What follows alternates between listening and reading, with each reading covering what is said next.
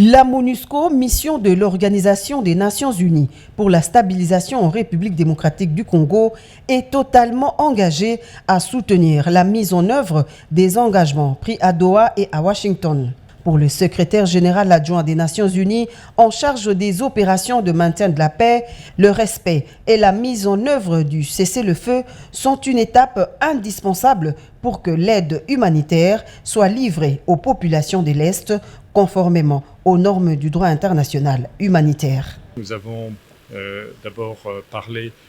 des progrès des processus diplomatiques,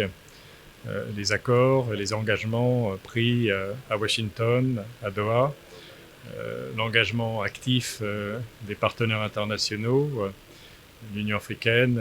la communauté des Grands Lacs, les États-Unis, le Qatar, les efforts diplomatiques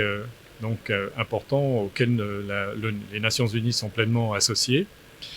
Et j'ai indiqué au chef de l'État que la MONUSCO était totalement engagée à soutenir la mise en œuvre des engagements pris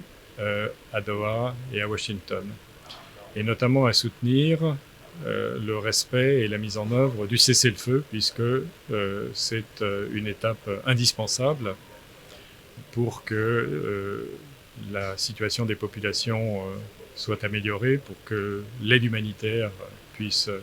être livrée aux populations de manière plus conforme aux besoins. La MONUSCO rassure qu'elle va participer à ce processus de vérification dans le cadre de son mandat prorogé d'une année en décembre dernier par le Conseil de sécurité des Nations Unies. La MONUSCO est prête dès maintenant à engager ce travail de vérification du cessez-le-feu. Et nous sommes prêts à commencer dès maintenant avec la zone d'Uvira, d'où le M23 s'est retiré. Et dès que les conditions de sécurité pour nos vols seront réunies, la MONUSCO commencera ce travail de déploiement des éléments nécessaires pour participer à la vérification du cessez-le-feu, en liaison avec le mécanisme de vérification, ce mécanisme qui associe, comme vous le savez, d'autres partenaires internationaux.